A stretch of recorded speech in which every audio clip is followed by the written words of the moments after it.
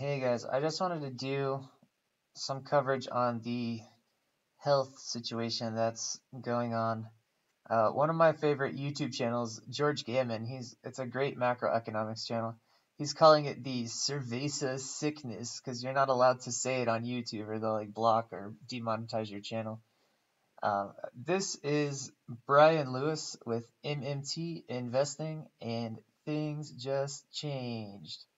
So I've been living in Southeast Asia for about the last year and a half, um, mostly in Thailand and the Philippines, but everywhere, a bunch of countries there. But um, anyone thinks that this just cropped up all of a sudden, it did not. Like, I've been well aware of this whole situation since December.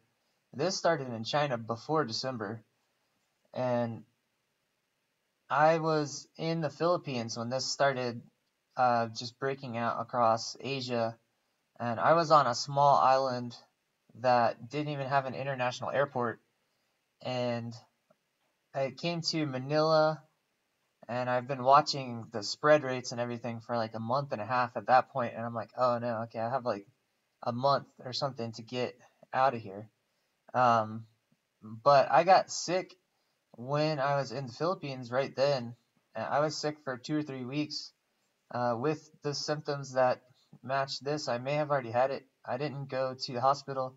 I was too scared to go to the hospital. I thought it was too dangerous, but I don't know. I can maybe get an antibody test when those become available to see if I did have it already or not. But I was sick, and then when I recovered, I moved to an island that was less infected, um, and then I was able to get a flight from the Philippines to Singapore to South Africa. And that was one of the only flights in all of Asia that was still open, because Singapore shut down early and they reopened their airports. But any flights from China or Korea, Japan, Middle East, Europe, like Australia, those were all shut down. All of those flights were shut down. The only flights they didn't even have flights to Manila. They had flights to the tiny island that I went to, and I went there specifically because I found a flight off that island. So I went off a little island to Singapore and then to South Africa because that was the only flight route that was still open. But um, and the flights to Bali when I arrived in Singapore were open, and when I flew out, they canceled all of those flights while I was in the Singapore airport, and the airport's completely empty. I have pictures of an empty Singapore airport, like the biggest hub airport on earth, and it's completely empty. Changi Airport, it's crazy.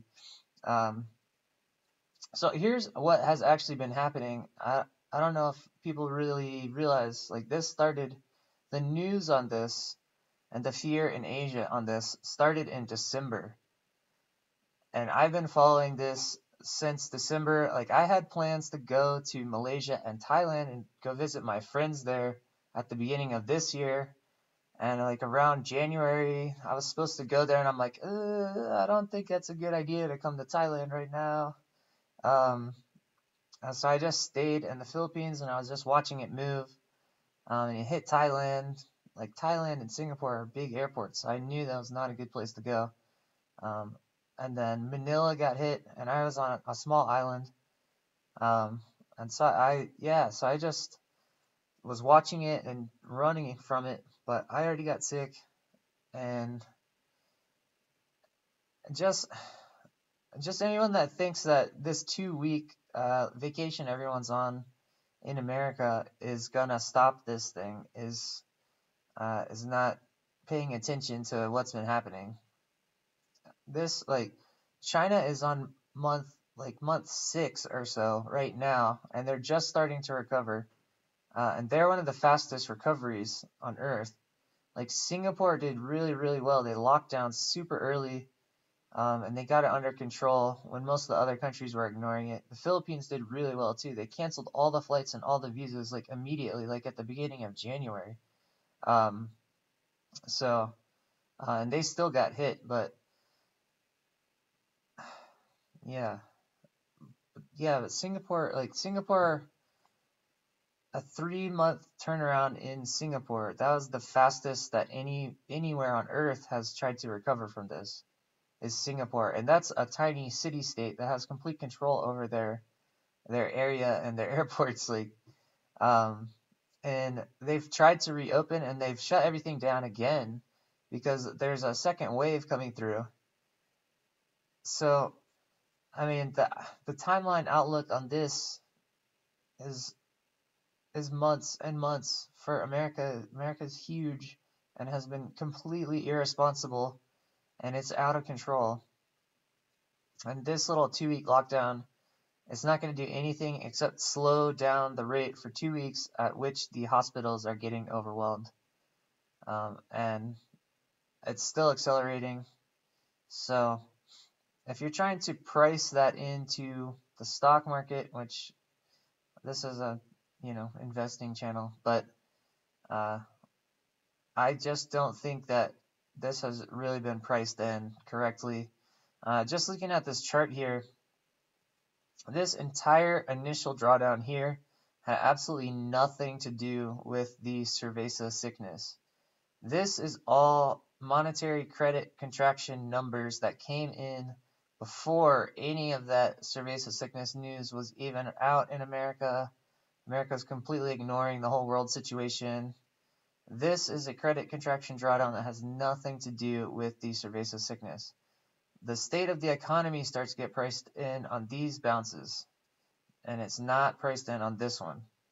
So if you're looking at targets for where to invest based on the state of the economy, I think these are very, very high, like best case scenarios that I have here. I'm not trying to move them around just because I like the mathematics of how this lines up, but I think the reality of the situation is a little bit greater than most everyone in America thinks it is right now. So yeah, please wash your hands all the time, and if you feel sick, stay home and take this seriously. It's not a joke. And this is not financial advice or medical advice, obviously. But yeah, if you could hit the like button for the YouTube algorithm, I would appreciate it. And stay safe and happy trading.